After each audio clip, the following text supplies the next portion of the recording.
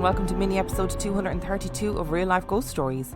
And I have 3 spooky stories for you today, and the last story comes from November the 10th, 2022. And story number 1 comes from Mary.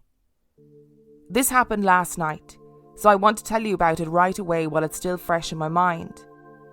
My husband and I are the proud parents of a cherubic but spoiled 4-year-old. My daughter is our pride and joy, and as she is our one and only, we tend to spoil her a little. At night, we always turn on the baby camera so that she can call us if she needs us, and so that we can hear if she starts trying to get up and walk around. She won't call the same parent every night. Sometimes it's mommy, other times it's daddy. Last night, it was daddy. At around 3 a.m, my daughter started yelling for my husband over the monitor. He hopped right out of bed and headed over to see if she was okay. I happily started to go back to sleep. I slightly opened my eyes and saw my husband was rounding our bedroom corner, making his way back to bed. That was fast, I thought. I remember thinking how quiet his approach was, as my husband is a powerlifter and usually makes quite a bit of noise as he goes about his business. Somehow he looked different, more stiff. So much so that as he crawled in the bed, I reached over and touched his face to make sure that he was okay. I asked if he was all right, and he nodded yes. He lay down flat on his back, watching the ceiling. I lay down next to him on my side, facing him. He seemed so still. I rested my arm over him. At one point, he reached over and squeezed my hand. I remember thinking that something about it seemed off, like he was worried or scared, like the way a child squeezes a parent's hand as they're dropped off at school. I made a mental note to ask him in the morning to see if there was something that was stressing him out. Then I gave him a pat on the stomach, as I always do, to signal that I was turning onto my side. As I did, I quickly glanced towards our monitor and saw my daughter asleep, and her dad, my husband, asleep on the trundle bed beside her. I think it took a second for my mind to process what I was seeing, but I bolted up and looked over at the other side of the bed, where just a few seconds ago someone had been laying beside me. Then I frantically looked back at the camera, and there he was, standing over my husband and my daughter, watching them sleep. It looked up and towards the monitor. Then the baby cam went black, and I panicked. I ran over to the room and quickly turned the lights on. Nothing. I asked my husband if he had just been in our bedroom, and he said no. That when he went to check on our daughter, she was so fidgety that he knew she would be calling him a few more times, so he decided to just lie down on the trundle bed to avoid having to walk back and forth. I told him what happened and went over to the monitor. It was still plugged in, but dead. Unfortunately, this is not the kind that saves recordings on the cloud so that you can go back and see it later. What I saw was gone forever. I've tried to play the events over in my mind a few times. If it was sleep paralysis or some very vivid dream, how do you explain the monitor? It just makes no sense. I will say that at no point while it was next to me did I feel fearful. I don't think this thing meant us any harm. I feel like it gave off a vibe of sadness. I feel like it was scared. Scared? It was scared? I'm scared reading this and I wasn't even there. This story made me feel prickly all up the back of my neck. Just be yourself, ghosts. Stop trying to be somebody else. There is no need to pretend to be this woman's husband, to go and lie sadly in bed with her, and then look up at the monitor. There is no need. I honestly don't know what the crack is with all of these doppelganger stories.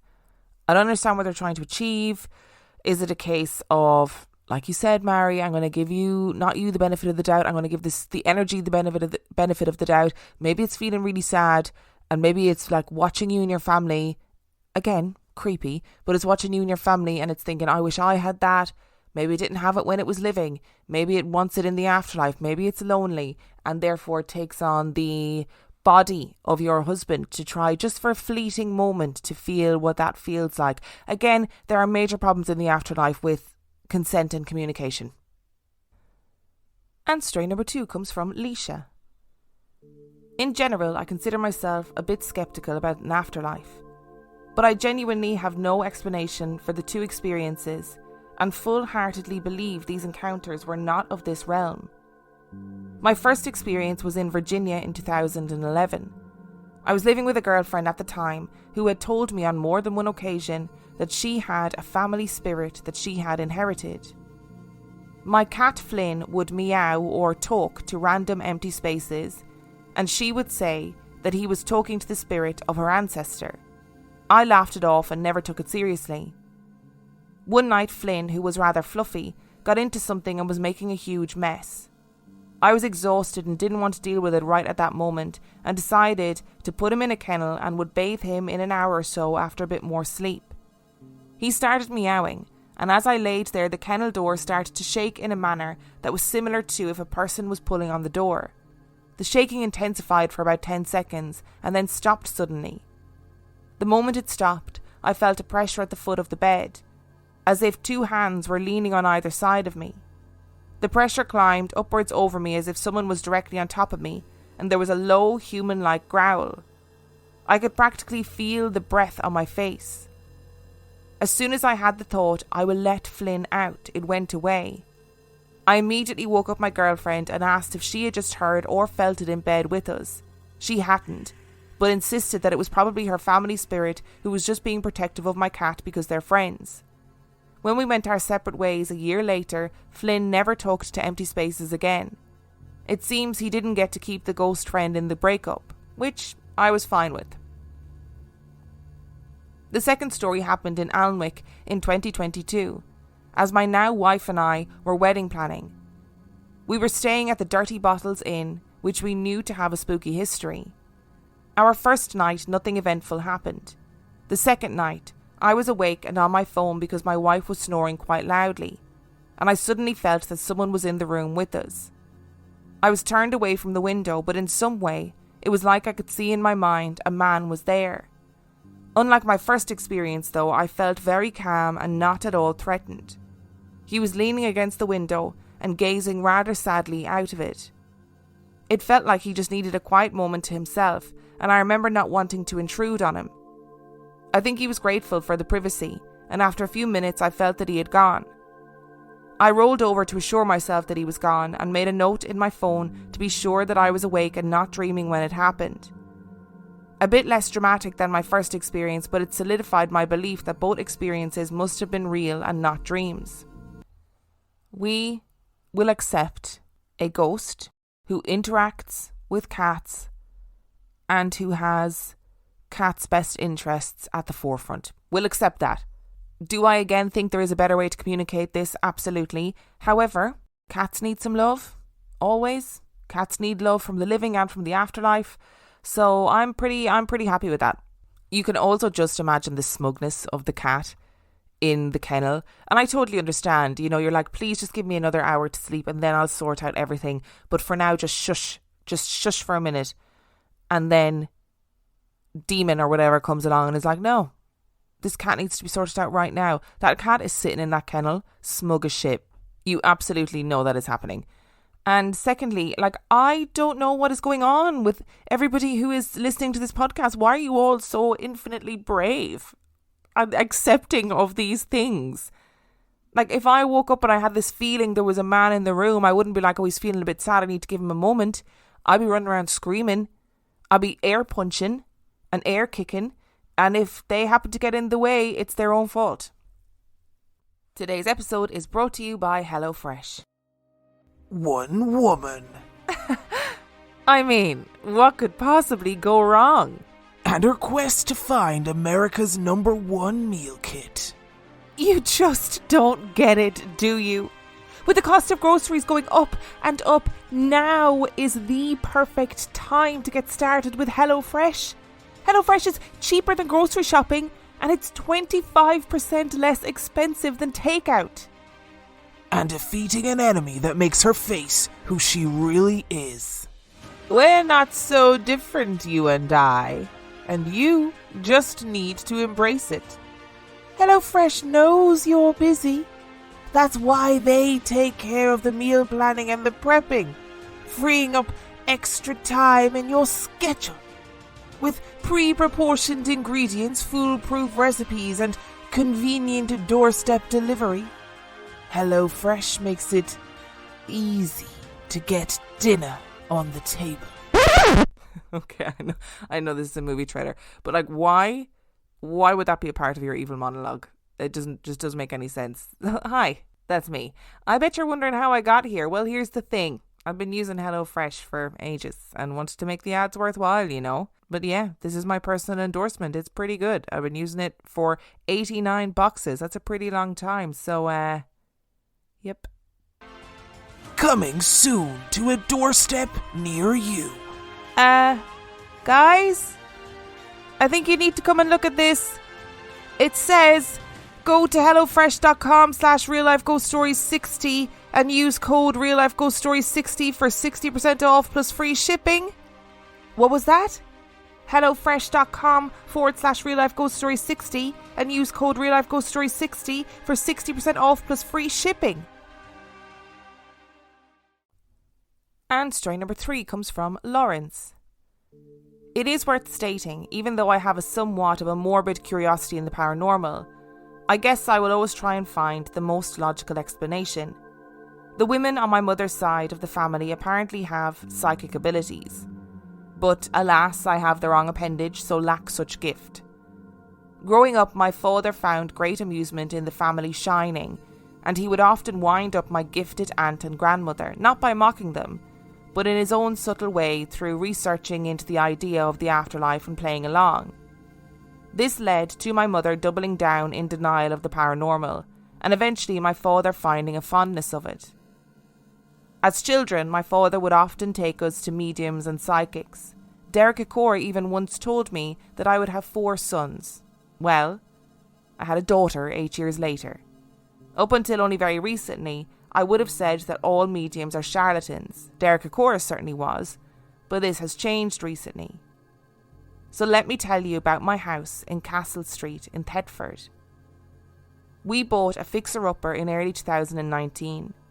It was built in the early 1800s, but our historian friend, the resident historian for Norwich Castle, believes from the exposed brickwork some of the materials would have been taken from the medieval abbey ruins, as apparently they used to have total disregard for local heritage and, hey, free bricks. We had a choice between 2 properties. One that was perfect on paper with high ceilings, early 1900s character features, with a brand new kitchen and bathroom. But inside, it just felt wrong and oppressive. The atmosphere wasn't right at all. And of course, Castle Street, having suffered years of neglect and in need of a complete renovation. But inside, it just felt right. On the first day in our new house, while moving a box of crockery to the kitchen, I felt a hand being placed on my shoulder. I knew my wife was not with me, but surprisingly I was totally fine. I didn't feel threatened at all, dare I say it, even comforted. I didn't want to tell my wife this for 2 reasons. Mainly because it genuinely sounds more threatening than it was, and secondly, she is particularly sensitive, and let's say more attuned to her spiritual side than myself. I am the first to come up with a logical explanation, but could not explain this away.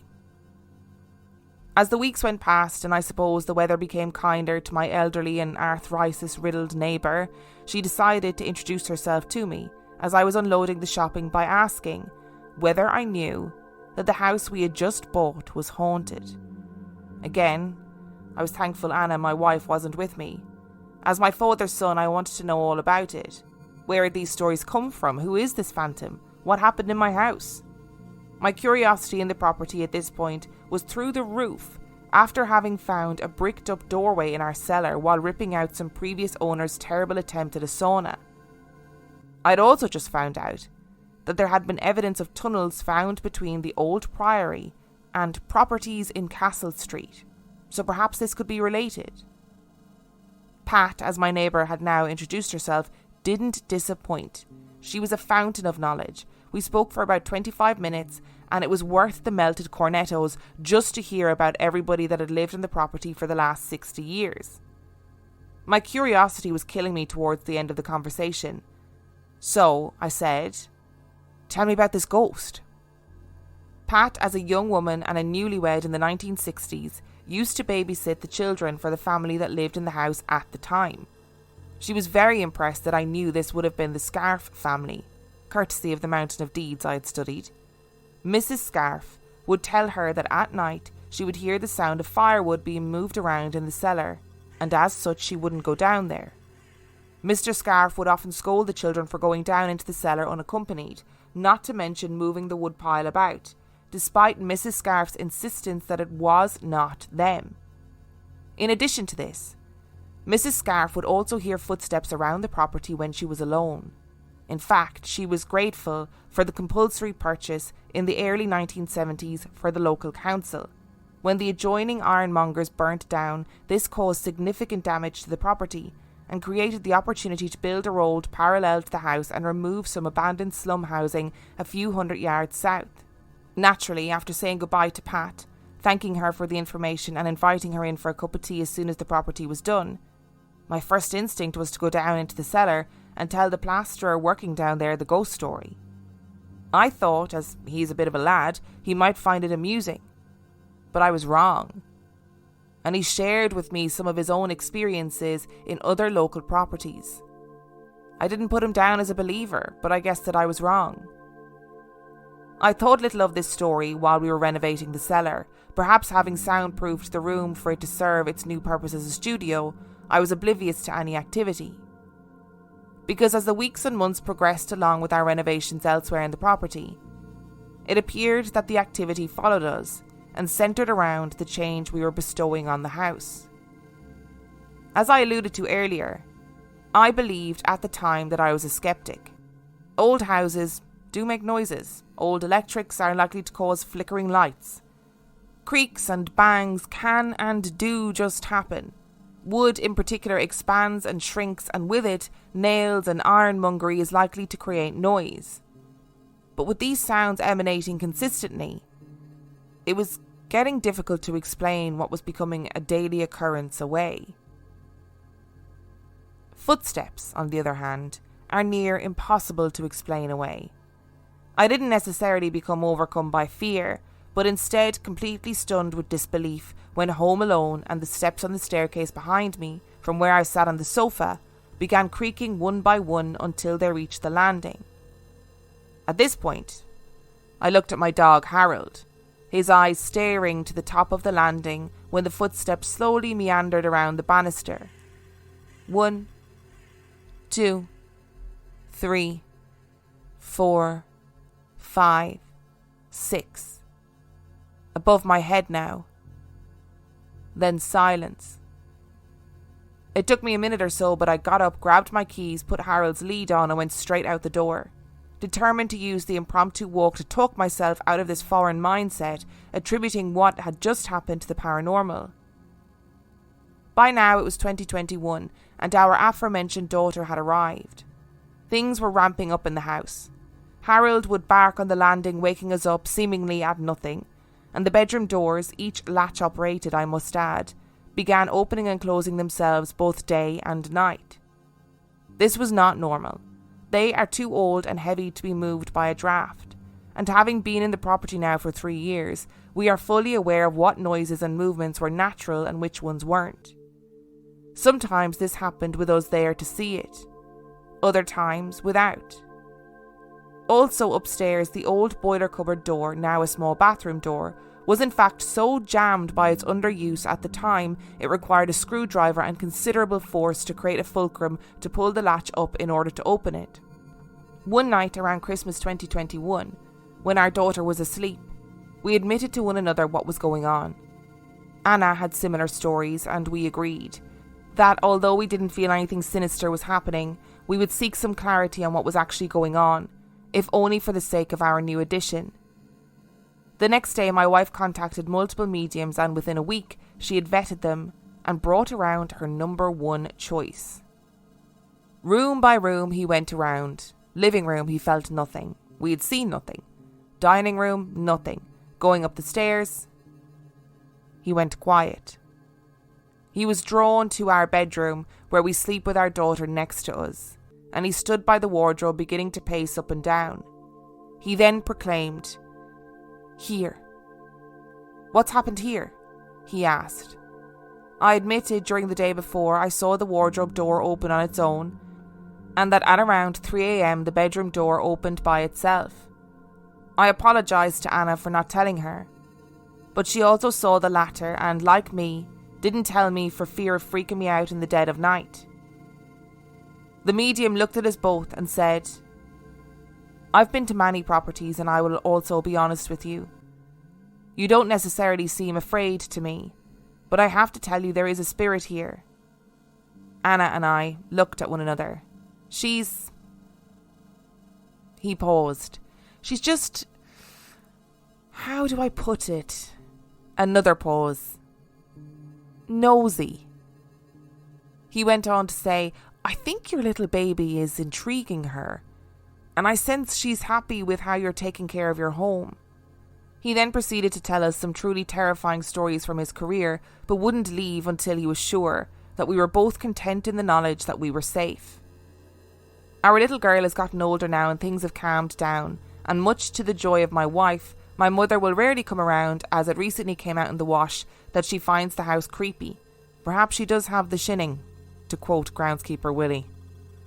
We plan to sell the house when we know what's happening with interest rates, not because the house is haunted, but frankly because the local schools are terrible.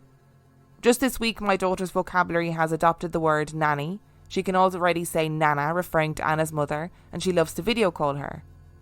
As I've been away, when FaceTiming her this week, she glanced down at the phone and said, "Nanny, Nanny," and looked up. "No," Anna said, "Nana is at home. We're speaking to Daddy."